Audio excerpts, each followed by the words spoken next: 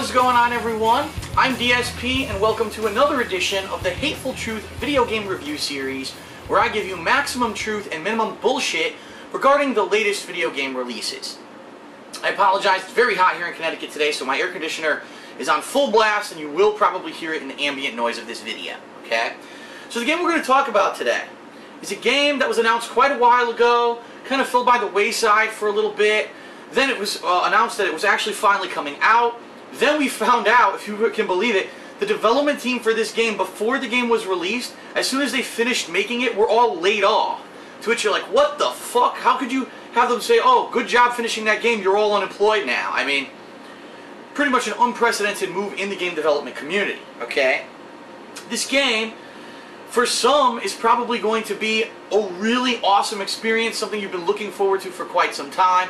For others, may miss the mark. But what I really want to talk about also is the mainstream media reaction to this game, the people who have reviewed this game and basically critically panned it, to which I say, I don't know what game they were playing, okay? So the game we're going to be talking about today, very polarizing, Deadpool, alright? Now, just to preface this review, I did a full playthrough of Deadpool, and the people who have seen it on stream and also on YouTube have been writing me messages, tweeting me and saying, this is the best, or not the best, let's say this is one of the funniest playthroughs I've ever done. That for just straight out laughs, this is one of the best playthroughs I've ever done, okay? And that's partially, I would say, because of me, but I'm going to say a lot of the credit has to go to the game and the writers, because the character of Deadpool, if you're not aware, is basically the comic relief of the Marvel Universe. He originally is a parody of a character, of a DC character named Deathstroke, and he's there for comedic purposes. He breaks the fourth wall constantly, jokes about how the viewers or the readers in the comics are being entertained or interacting with the stuff that's going on in the video game and in the comic book world as well. There's zany, cartoonish stuff that happens in the game, but don't get me wrong, this is not a game for kids. This is definitely an M-rated game. It's probably the only Marvel game I've actually played where the word fuck is repeatedly used over and over. Shit, fuck, all that stuff over and over and over, okay? So it's very adult-related humor. Now, as you can see here, the game does have a supporting cast of characters, the X-Men. You've got Cable, Domino, Psylocke, Wolverine, and Rogue, who all show up over the course of the game. And of course, then you've got your main villain, who's Mr. Sinister, and his Marauders are basically the boss-level characters of the game, okay? So what is the premise of Deadpool, of the game? What's going on? Well, similar to the comics, if you've ever read the comics of Deadpool, it's just a nonsensical plot, okay? Basically, Deadpool gets hired, he gets a contract put out to basically kidnap this certain guy who you have no idea why you're doing it. There's a little bit of interruption in his plans, which leads him to go after Mr. Sinister for revenge, and that's pretty much the whole zany spin of the game. There's all kinds of crazy shit that happens. Cable comes back in time and says, I'm here to help you, but you have to do this and that, and then the X-Men get involved at one point. So it really isn't anything that's like a mainstream canon plot, but if you actually know the Deadpool character, this is the kind of stuff he goes through all the time, so it makes perfect sense that it's such a zany, crazy, nonsensical plot that's going on here, okay? So what is the gameplay of Deadpool? The gameplay of Deadpool is probably very... The game I could see that's very similar to it, where I would say a game like the recent DMC that came out earlier this year, where Deadpool, over the course of the game, is going to unlock combos with his blades. He has two blades that he starts with, as well as handguns.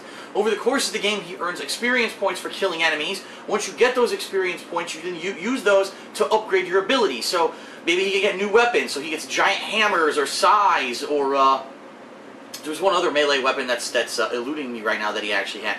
And you can buy new guns, so you can not only have the handguns, but then you can get the pulse rifle, the shotgun, the SMG.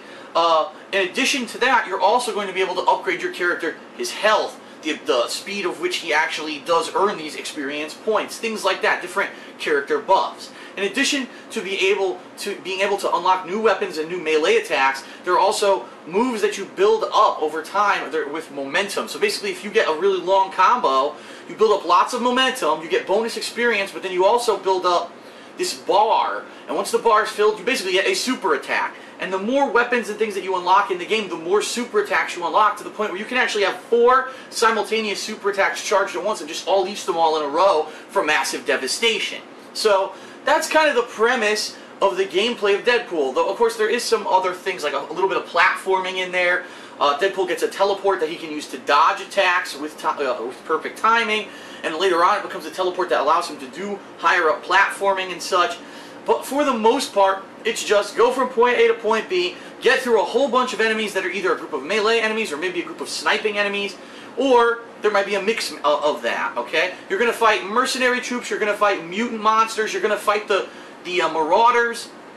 So you're going to be fighting a pretty interesting variety of enemies over the course of the game, although it is true to be said that a lot of them kind of look a lot the same. There's maybe only 3 different enemy types. There's mutants, the troops, and then there's like one more enemy type outside of that. Now there are variations. There's ones that fly and snipe you. There's ones that maybe just stand and have guns. There's ones that have powered up melee attacks. And then you've got the mid-level like mini-bosses who come out. They're bigger bruiser guys who take lots of shots, and they have like giant weapons that when you kill them, they drop the weapons. You can pick up like a chain gun or a grenade launcher. So there is some variety to the gameplay. And surprisingly enough, I didn't expect this, but headshots count. And if you get headshots, you can kill lots of enemies, including some of the biggest enemies in the game, actually really quickly. So it's more about on-the-fly adaptation. If there's something coming at you for melee, you pull out your melee stuff, boom, boom, boom, then switch up to the gun, start shooting things in the air, and trying to keep switching between your weapons to continuously keep the combos going while you're using your teleport to dodge around anyone who's attacking you, because it's all about the combo in this game. The higher the combo, the more experience you earn, and the more momentum you build up to do those super moves, to do massive damage to your enemies, and build up even more combos, okay? Now there are boss fights in the game. You actually fight several of the marauders, including Arclight, Blockbuster, there's one of them who I always forget her name, Vertigo. Vertigo's in the game, and of course there's an epic final boss fight that I'm not going to spoil, but the gameplay of the game, if you play it correctly, can actually be quite entertaining, because there is a variety of enemies and there is a variety of stuff that you can do if you upgrade properly over the course of the game. I could literally see certain people only upgrading certain things and saying, oh, this game's repetitive, this game's no fun, it's boring, but then you come to find out it's because they only played with 2 weapons the whole game. If you unlock all the weapons and start switching between them during combos, it actually becomes incredibly fun, alright? Similarly, like how I said, to DMC earlier this year, where in DMC, Dante would unlock the axe, and he unlocks the chain whip and all that, and if you're going between those weapons with your combos, the game actually is incredibly fun. It's a very similar style of game. Now, I do want to say, though, it is a little bit inferior. It's not, I would say the gameplay is not as good as a game such as Devil May Cry earlier this year, notably because there's not as many cool boss fights. It does, even if you are using variety, it does get pretty much repetitive. You're going to say, oh, another wave of enemies, another wave of enemies. And by the end of the game, the final stage literally sends wave after wave after wave after wave of enemies in the final area of the game, and you're like, when is this going to end? It's like an endless fucking enemy gauntlet, and you're just like, oh my god. But then you finally beat the game, and you're like, okay, I beat it, thank god. That's why there were so many enemies in the end, okay?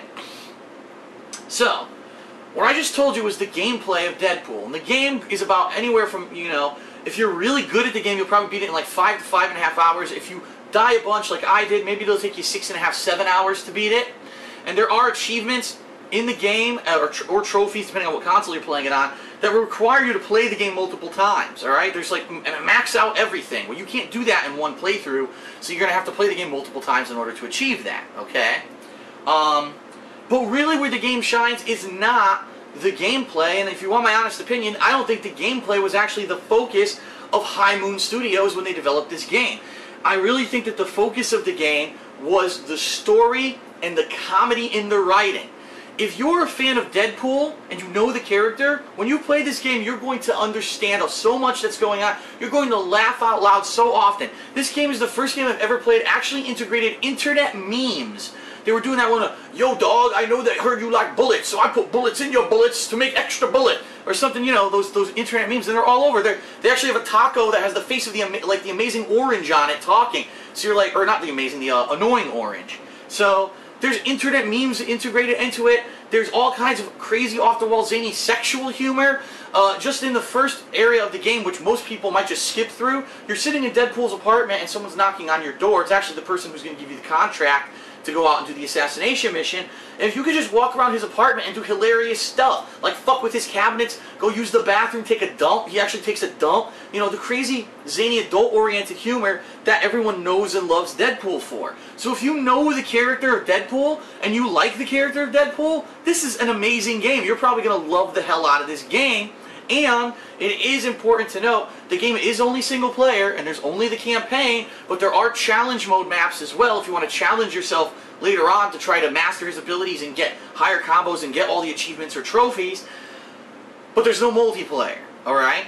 That being said, it's only a $50 price tag, so they already knew, well, we didn't put a multiplayer element in the game and the campaign is kind of short, so we're not going to charge a full $50. We're actually going to only charge, I'm sorry, we're not going to charge a full $60. We're only going to charge the customer $50, and that's appreciated because they could have easily sold it for $60, but they chose to sell it for $50, and knowing that it was a little bit lacking in the length, that was obviously a very good choice to make for the consumer, okay? So all that being said, you might say to yourself, okay Phil, well you're saying the plot's great, it's hilarious. If you like Deadpool, you'll love the game. How did the mainstream media rate this game so poorly? And what I mean, if you go look at the mainstream websites, some of them give it like 4 out of 10, 5 out of 10. Awful, worse than average game. I'm like, what fucking game did they play? And this, I really feel, I'm going to say it again, is a case where the reviewers are not playing the game in the context of what it's supposed to be. This game is more of a running comedy show than a game. And that's okay. If you like the Deadpool character, that's exactly what you want. You don't want to be inundated with amazing gameplay and all that. You just care about the comedy, and the comedy really comes out and is well done in this game.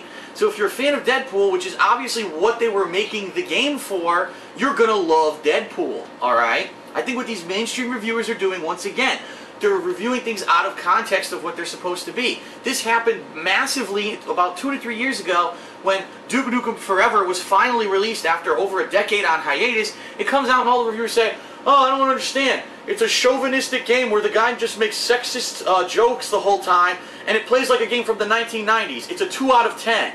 To which you would say, that's the point of the game. The game was being developed in the 90s. It was supposed to play like a game from the 90s. And the Duke Nukem character, that's what he is. So shame on you if you go into Deadpool expecting extremely high-level, challenging gameplay that's going to have massive replayability and humor that's like intelligent humor and is well written and an amazing, arcing, serious plot. That's nothing like what the Deadpool character is about. So for you to go into the game with that mindset, you've already failed at your job as a reviewer. So for anyone to give those reasons as the reasons why the game sucks and give it a 4 or 5 out of 10, that review is invalid. That person is an idiot. They didn't do their research. They don't know what the fucking subject matter of the game is. They don't understand what the developers were going for, okay? But all that being said, I can't sit here and kiss the game's ass and say, it's amazing, it's the best game of the year, because honestly it's not. It's a short game, it's a fun game, but it's a short game. You're going to get a lot of laughs out of it. You probably will be a little frustrated at the repetitiveness of the game by the end of it, but if you're there to enjoy the humor and the story of Deadpool as the comic relief of the Marvel Universe, you're going to enjoy this game a hell of a lot, okay?